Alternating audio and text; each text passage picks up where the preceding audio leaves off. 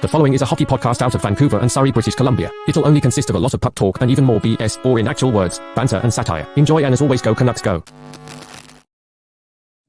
12 months ago, Vancouver Canucks fans were dreaming about an outside chance of drafting Connor Bedard. Well, again, less than 12 months later, your Vancouver Canucks are one win away from round two. Let's talk about it, baby. You're listening to Locked On Canucks.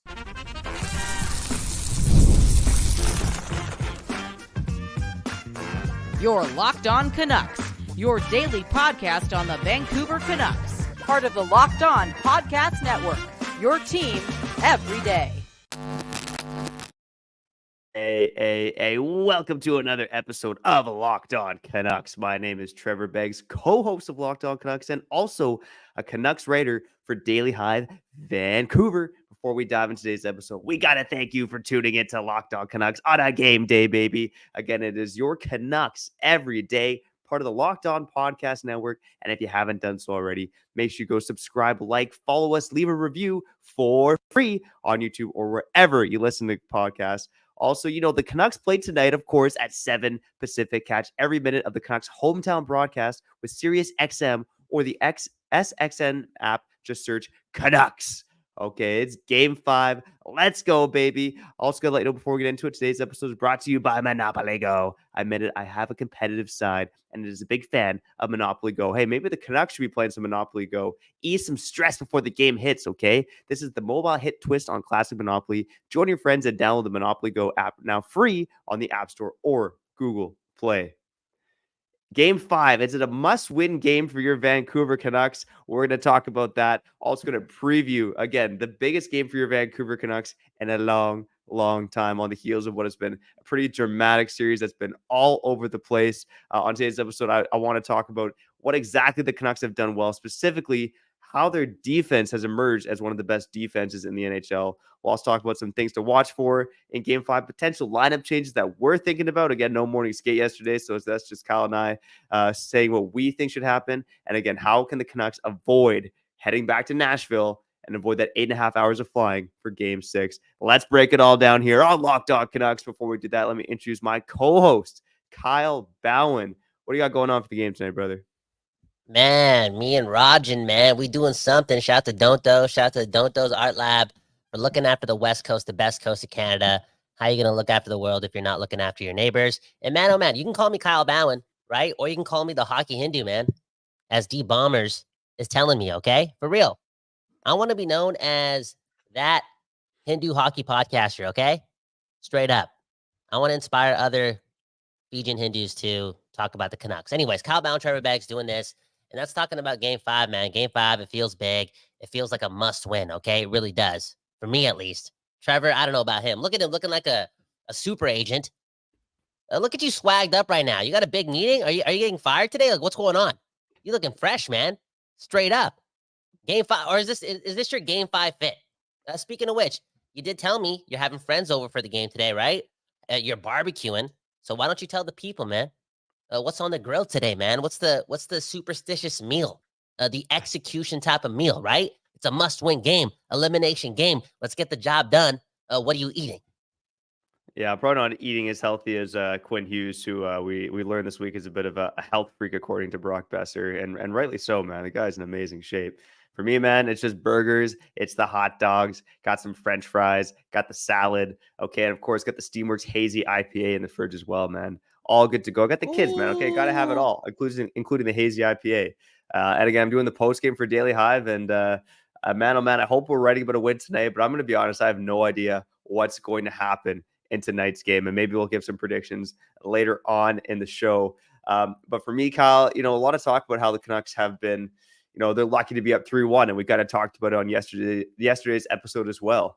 But there's a part of me that thinks that the Canucks are right where they belong. And yeah, you look at the time leading and trailing. I mean, Nashville has led for 116 minutes in this series. That's the 5th highest time leading in the playoffs so far among the 16 playoff teams. Vancouver has led for just over 60 minutes and 6 seconds. That's 10th among 16 playoff teams. So, you know, when you look at that, it's like, yeah, damn, the series should not be 3-1. But I'm looking at the Canucks defense, man, and this Canucks defense is the reason why they're up 3-1. Okay, it's not the What? offense, obviously. 71 That's shots in the 4 hockey games, gods but too, man. the Come on, defense. Trevor. You just come It's on, the man. Come on. it's Okay, the what? Like, defense. just because I'm you're all about playing that defense beef. on your block, just because you're playing defense on your ball hockey team, like you're just loving the Canucks defense that's kind of been pinned in their own zone. The hockey gods have a lot to do with us being up 3-1, man. The biggest reason, the defense. Break it down, man. I want to hear this. So the Canucks defense so far, they've allowed the second lowest expected goals against so far in the Whoa, playoffs at even whoa, strength. Okay, if you prorate it on a what? per 60 basis, it's the 4th lowest. Right? They've allowed 6 goals at even strength, and their expected goals is just over 6. So they're right in line with the amount of goals that they should have been allowing at even strength. Now it's a low event series all over the place, right? Nashville's not giving up much either, which is no secret to Canucks fans. But I look at this defense right now, and 1 through 6, I think you feel pretty good about whoever's on the ice right now. You feel good about Hughes and Hronek. We were pumping, Kyle, in the postgame show, we pumped up Hronek, Ian Cole, and Nikita Zadorov all within like a 3-minute span. Tyler Myers and Susie, I would argue so far has been the weakest pair, but they've been fine too. They're still doing their thing. And Kyle, for me, you look at even strength and the Canucks again, they've locked it down defensively, like I mentioned. The difference of this series so far has been special teams, and not even just that, but the difference is the Canucks going 2 for 3 on the power play on a game where the Canucks went Nash went 0 for 5 in game 3, and then a game 4, 2 6-on-5 goals as well.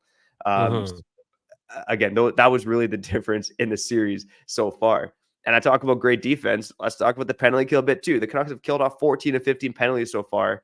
And in terms of what they've allowed the second fewest goals against, expected goals against at 4 and 5 as well. They've shut it down to even strength. They've shut it down shorthanded. They're not allowing a lot of high danger chances through. And that's a big, big reason why they're up 3-1, especially because they've had to use 3 freaking goalies so far.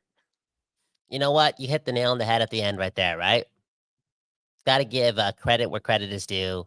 If you're telling me the truth and that the Canucks defense, which is the same defense that is enabling Nashville to, take 30 shots per game over the last 2 games, if you're telling me that same stat is also paired with them allowing the second fewest actual scoring chances, that's surprising to me. That means something. You're right, man. You are right. Let me be optimistic, okay? It is the defense. Speaking of which, Begsy, on our pre-episode call, 7:30 in the morning, right? Because we're mature now. Straight up. We growing up, 30 and a half years old.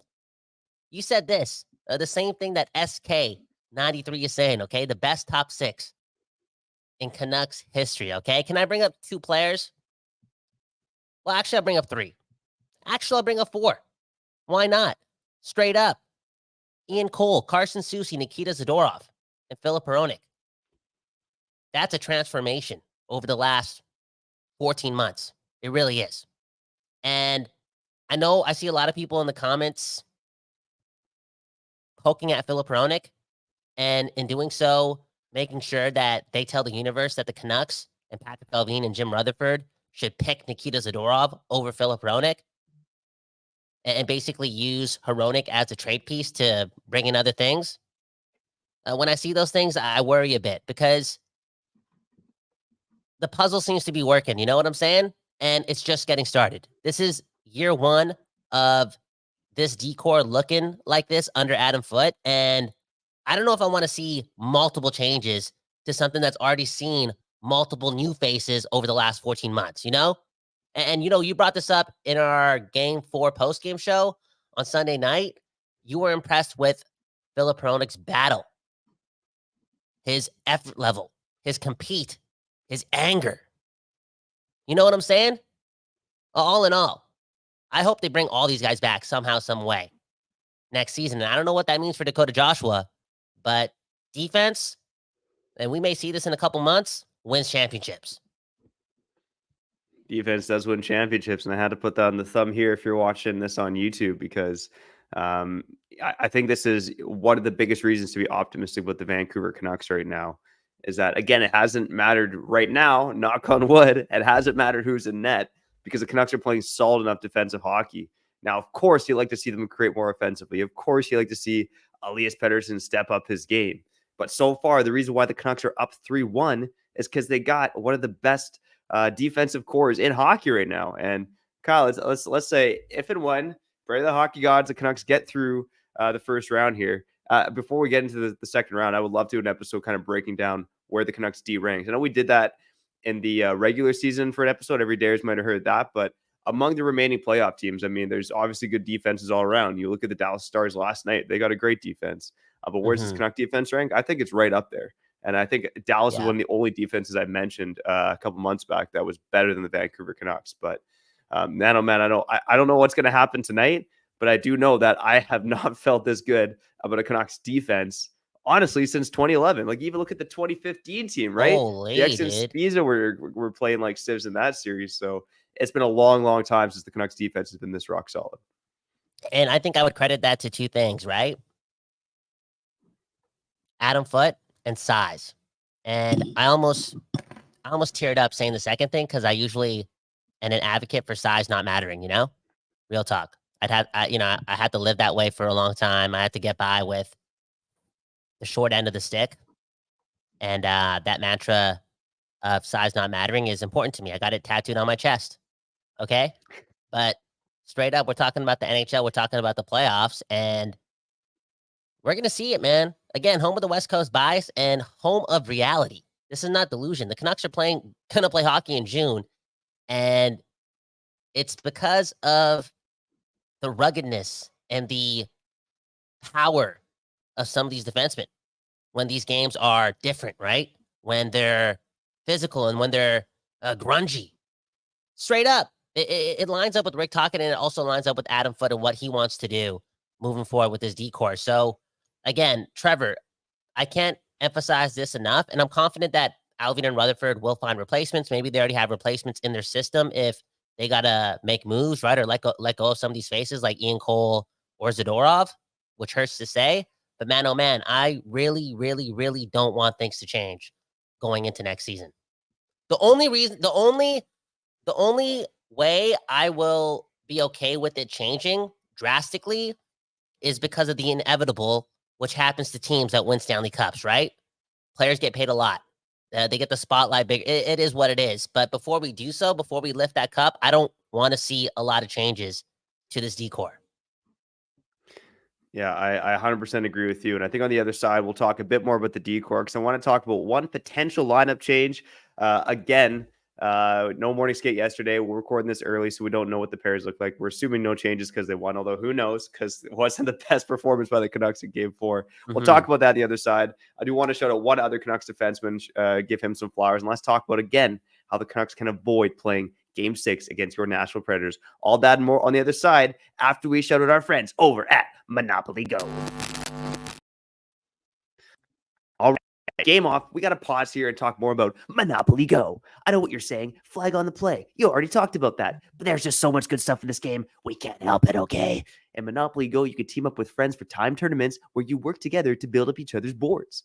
The more you win together, the more awesome prizes you unlock. And there's so much to get, including unique stickers you could trade with friends to complete albums for big prizes, cool new playing pieces to travel the boards with, hilarious emojis for taunting friends when you smash their buildings or heist their vaults. Plus, Monopoly Go feels new and exciting every day with constantly changing tournaments and challenges. A ton include their own unique mini games like digging for treasure or a robot pachinko machine. And there's always new timed events that help you win big, like massive multipliers for everything you win or wrench frenzies. There's always something fun to discover in Monopoly Go. So get off the bench and go download it now free on Google Play or the App Store. Game on. Oh, wow. You almost went there, buddy. Man, we're going to have a lot of fun tonight in Vancouver, all my real fans.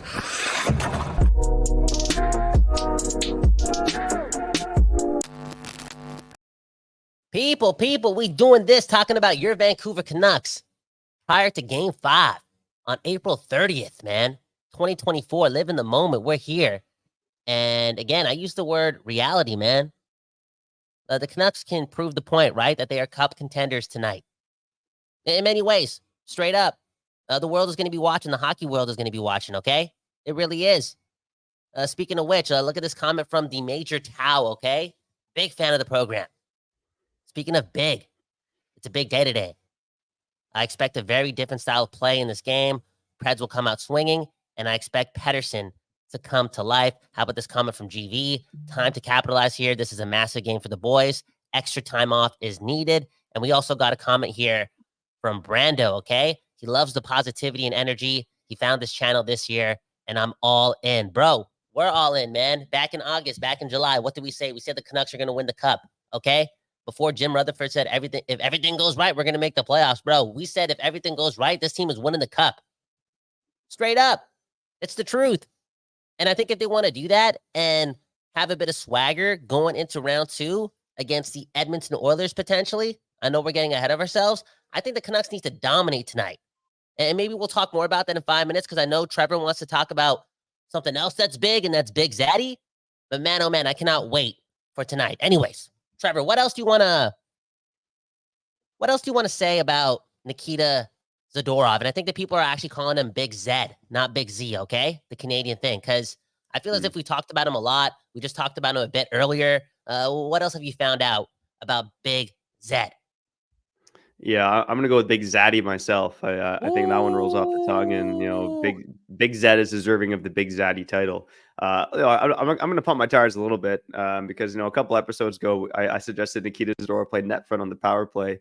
Well, it didn't quite happen in Game 4, but he did go net front at 6-on-5 there. So come on, give your boy. And what did we do? And what did we do, Trevor? And what happened? And what happened, Trevor? And then the Canucks tied the game and won it. Let's go. Nikita Zadorov, again, he's been one of the 5 best Canucks in the series, maybe one of the 5 best players in this series so far. And, we talked about it in Game 4. Hughes got pummeled. I do think Quinn Hughes deserves some love, but you look at his underlying numbers too. The guy is still territorially dominating, which seems kind of weird to say. The Canucks have 71 shots in 4 games, but when Quinn Hughes is out there, the Canucks are controlling play. That's maybe hasn't been as noticeable because he hasn't been playing as much. And again, the other defense, as much as they're shutting down scoring chances, they're not moving the puck up the ice like Hughes, because let's be real, no one does that. But, we saw Hughes take quite a few licks in Game 4. He's taken quite a few licks throughout the series. One potential change that I think is possible would be putting Zadorov with Quinn Hughes. And again, we talked about it the other day. Every Dayers know they are the 2 best defensemen on this team right now, right? The whole reason to put Hughes and Hronek together is because they were the 2 best defensemen on this team. Well, why don't you load up your top pair of the 2 best defensemen right now? And that's Hughes and Zadorov. Hronek and Cole have played quite a bit together, including on the PK. They played on the PK together in this series as well. So to me, I think that's a potential for Game 5. Kyle, maybe don't answer, do you think it's going to happen? Because I think we both know the answer to that. But is that something you're interested in seeing, Hughes and Zadorov playing on the same pairing? Well, look at this comment from Popeye Sailor. It kind of connects to the point I'm going to make pretty soon, okay? Popeye saying, I think the Predators are trying to hurt Quinn Hughes. And I think that's the truth. Again, there was one play. It was a small play. Nobody's really picked it up. It wasn't the most devastating check because it was delivered by Anthony Beauvillier, but real talk, Quinn Hughes lets go of the puck. He's going up the boards after he lets go of the puck on the left side. Literally like 3 seconds after he did so, Anthony Beauvillier finishes his check. They know the key to beating the Canucks is eliminating Quinn Hughes. And I'm emphasizing eliminating, okay? We're talking about the same team that eliminated Casey DeSmith, right? Michael Macaroon, is that his name? Anyways, I think in tonight's game, and I hope Rick Tocchet did say something about this. I know he didn't publicly say anything. I hope this is something that, again, happened just in the room and only is supposed to happen in the room, and that's him demanding his team to stand up to the Nashville Predators, right? And I know a lot of things go on within the game, right? And this team has had to deal with a lot only through 4 games. Like going through 3 goalies is mentally quote unquote draining. Okay. It's taxing. It's something that adds pressure to something that is already so pressure packed. But man, oh man, to see Petterrson get knocked down during a Nashville Predators celebration and have nobody do anything is embarrassing. To see Quinn Hughes be hit 12 times already this playoff series, and it seems like he's been hit, if my math is correct, 26 times in the last 2 games and have nobody really do anything is, again, embarrassing. It is. And maybe Zadorov can kind of put a halt to that. Now, on the other end of the spectrum, it's not like Nashville has stood up for Roman Josi when Zadorov has tried to eliminate him twice. Straight up, it is what it is. But hey, we're talking about the Canucks wanting to play until June, and I think a little bit of protection for Quinn Hughes especially during a time where he's allegedly injured, is pretty important for the Vancouver Canucks. I almost swore there. I almost got mad. Trevor, if I think we anyone, both had. Trevor, you carry this program, right? If anyone was hitting you shift after shift after shift after shift, bro, I know I'm not that big down there, but I got a big heart, and I would let nobody do that to you. Okay, I'm loyal to you, bro, straight up. So they got to protect Quinn Hughes. It's a must. The feeling's mutual, buddy. Thankfully, I'm not as talented as Quinn Hughes, so people aren't really going to go after me when I'm playing hockey. That's for sure. But Kyle, you mentioned no going after Zadorov on a couple of occasions there in this series. Well, I think that's all the more reason to put him with Quinn Hughes, because the reason no one's going after Zadorov in Nashville is because no one can take Zadorov, right? We see Michael Macaroon back away from it as well. So, I mean, it's an idea. I'm curious to see. And again, I think Hronek and Cole can handle their own on a pairing as well. I do want to shout out Ian Cole quickly as well before we wrap up and maybe give our keys to Game 6. Get to some comments on the other side.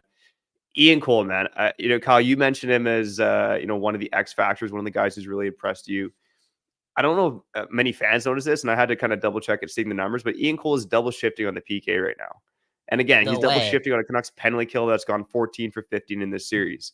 So right now, when the Canucks are on the PK, Ian Cole is averaging 354 per game shorthanded. That's more than a minute more than any other Canuck. Elias Lindholm is next at 242 per game. Ian Cole is basically coming over the boards right now, playing with Nikita Zadorov. Then it tends to be Myers and Soucy going out there. And then it tends to be Cole double shifting going back out there with Hronek on the PK. Ian Cole doing the most for your Vancouver Canucks right now, blocking shots with his head, keeping the puck in overtime, which leads to the game-winning goal. I think, Ian Cole, we talked about him maybe not being at his best in the second half, but he has really stepped up here in the playoffs. A huge reason why this team's up 3-1, and a huge reason why they have the second best PK in the playoffs so far, only behind the Edmonton Oilers. So look at this comment from DNM49, okay? Cole is proving himself as a 2-time Stanley Cup champ right now. You're telling me he isn't bringing that Stanley Cup pedigree, a.k.a. those rings, and saying, let's be the first ever to do it here in Vancouver, and this is how you do it. Man, oh man, I'm pretty sure I read a stat that Ian Cole's made the playoffs like 8 straight years or something, maybe 10 straight years, maybe 11 straight years, some ridiculous stat. I know he was kind of struggling from like game 50 to game 75 going through that stretch. He got a couple load management games, but man, oh man, he has been so impressive in these playoffs. And for him to make that play in overtime was, I'll use the word beautiful, man, because I can tell this guy is a favorite in that room. I can tell. I can tell he's a leader in that room, a true leader, right? One guy that's already done it. And he's not the quote unquote sexiest of players, but man, oh man, has he been proving himself in this period? In this game, or in this series, Hell yeah. Hell yeah. And man, I hope there's a chance. I mean, this guy does maybe he likes to travel the world, right? Maybe his goals in life are aligned with traveling, and that's why he bounces around from team to team to team to team. But in the beginning of this Canuck journey, this Canuck window opening, I think it's really important to keep a guy like Ian Cole around because he's a perennial winner, and I feel as if he allows that room not to get too high or get too low during a run because we're trying to get to June, okay? Now, me and Trevor, maybe we're getting high all the time, but we can't allow these boys to get too high until June. You know what I'm saying? Yeah, we'll get high so the boys don't have to. There we go. Let's wrap up the show on the other side, give our keys to Game 6, and get to a few of your comments. Game day, baby. Game 5. You're listening to Locked On Canucks, your Canucks every day. Wrapping up the show here on the other side after shouting out our friends over at FanDuel. All right, it's playoff time in the NBA and the NHL. Baseball's in full swing, and FanDuel is your place to bet on every game. Right now, new customers get $150 in bonus bets guaranteed. That's $150 win or lose. Bet on everything from slap shots to home runs to slam dunks, all on an app that's safe, secure, and easy to use. And, if I'm betting on this game tonight, the Canucks, again, are slate favorites on FanDuel right now heading into this contest. But it's more or less a coin flip game. If I'm looking at who might score the first goal tonight, I'm looking at a guy like Nils Höglander, who, again, has scored against Nashville in the past, has not been going in this series. I do think, that Höglander and Petterrson are going to combine for a goal at some point. I'm not going to say Pettersson's going to come out and have this big dominant game, but that's a bet that I'd be interested in tonight. So again, if you're betting on the game, if you're betting on props, you can do it all on FanDuel. What are you waiting for? Visit FanDuel.com/lockedon and make your first bet an automatic win. FanDuel, America's #1 sportsbook.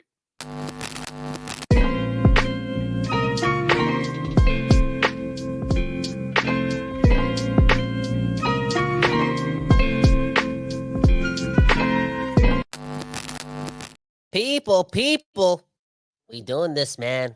We talking about your Vancouver Canucks prior to Game 5. Beggsy Bowen here on Locked On Canucks.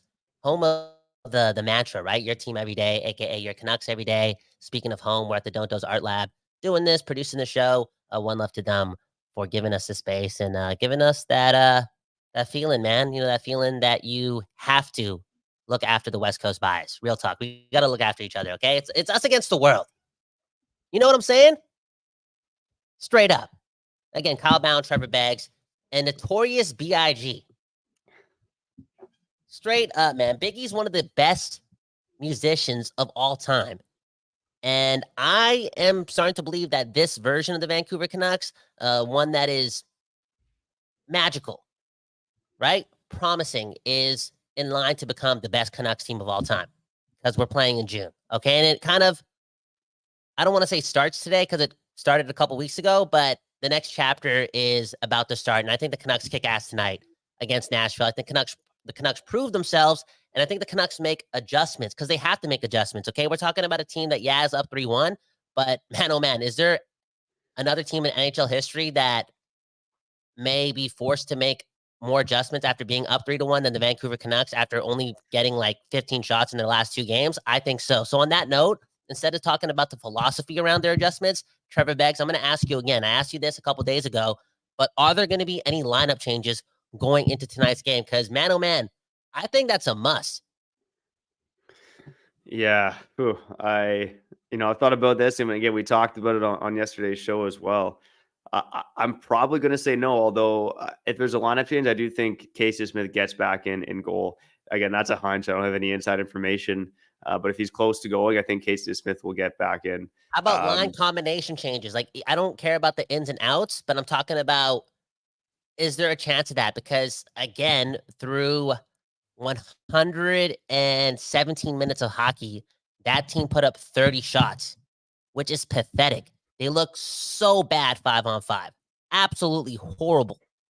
And I know Dakota Joshua, Connor Garland, and Lindholm combined for that last goal, that overtime goal, one of the biggest goals that I've seen in a long time. But, man, prior to that, it looks stale. And I think it's kind of dangerous to go into today's game leaning on what quote-unquote worked. Because let's be honest and let's be real. Yeah, our defense played well, and they limited high danger scoring chances, and things are not that bad, blah, blah, blah. But, dude, the hockey gods were on our side. Yeah, again, there's only one line that's really going right now that you really trust, and that's Suter, Miller, Besser. Aside from that, I could see changes.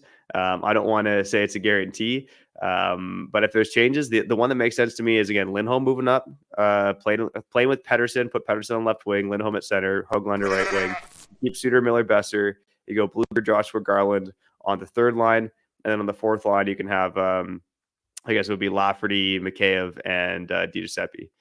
That's what I could see happening. Another change, this would be bold, is, you scratch DiGiuseppe, put Podkolzin in, maybe put Podkolzin and Höglander, Petterrson. But that's not as sexy, and especially in a do or die game, I don't like that. So again, I could see changes, but would I bet on changes happening? Would I bank on it happening? No. I would love to see Lindholm get up to that top line, see if he can get Petterrson going. I would love to see Zadorov with Hughes, but honestly, I don't see either happening, at least not to start the game, potentially in game, but not to start the game. Yeah. And I got to say this too. I've been wrong about PDG now a couple times this year, right? In the beginning of the season, I was disappointed that he was their second line winger. And going into this playoff series, I was disappointed that the guy they just signed for 2 years and our former first round pick was a healthy scratch because they had to get PDG in the lineup, right? Podkolzin, nowhere to be seen in the series because they needed PDG. And let's be honest and let's be real. PDG has been so strong in these 4 games. And honestly speaking, has made maybe 3 or 4 really strong plays on the penalty kill. So he's not going anywhere. It's just the truth. Again, thank you for proving me wrong, man. PDG, man. Yo, people prove me wrong all the time here on Locked On Canucks, man. It is what it is. We're just fans, man. We're just fans. And speaking of the fans, enjoy yourself tonight, man.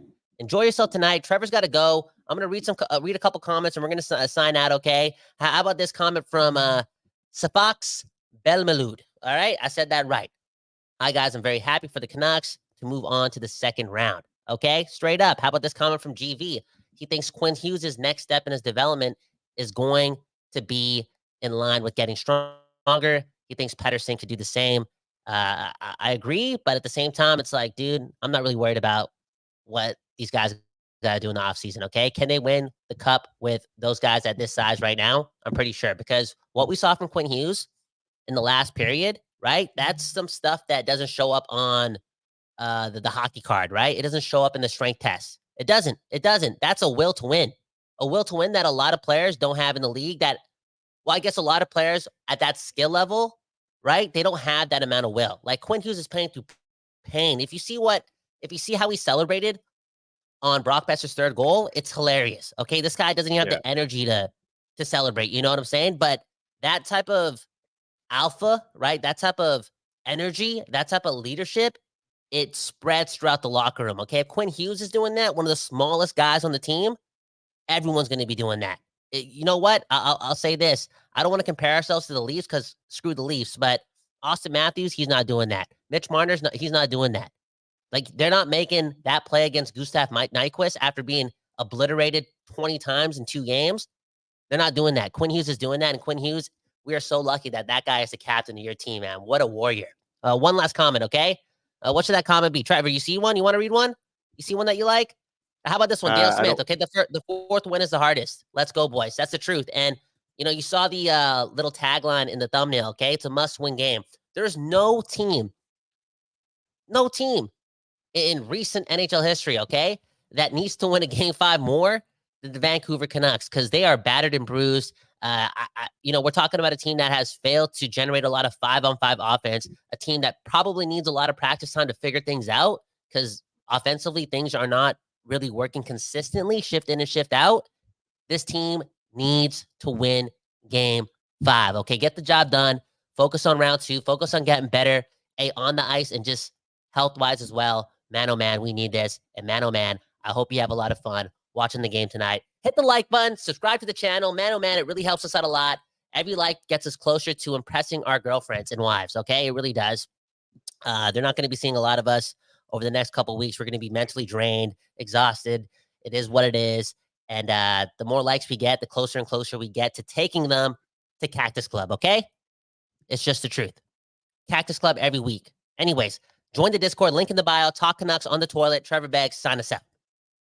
All right, I'm going to show one more comment here from Mark Helen. He said, literally every player on the ice contributed to the third goal, the game tying goal. Look, if you want to take it, we started the show positive, talk about the defense. Here's another positive for you. Momentum is on the Canucks side, okay? They've proven time and time again this season that they can come back from deficits. They're not rattled. They did so in Game 1. They did so in Game 4. This is a team that, again, has gone through it this season. They found ways to win in different ways, and we'll see if they could pull it off again tonight. My key for the game is if the Canucks aren't going out of the hop, Rick Tocchet's got to shake up the lines, okay? Don't be complacent. Whether you're for the Vancouver Canucks, go get that dub. Go Canucks, go. Shout out to the everydayers, occasional listeners, first-time listeners, new subscribers, and those of you who join us on the live YouTube show. We love each and every one of you. Go Canucks, go. We ain't nothing without you here on Locked On Canucks. Let's go get that dub, and let's get out of here. I'm Trevor Beggs. That guy's Kyle Bound, and you've been listening to Locked On Canucks. Elias Pettersson, 2 goals, 2 assists tonight. Book it, okay? Put $5 on that, win $17,000, okay? One love to FanDuel.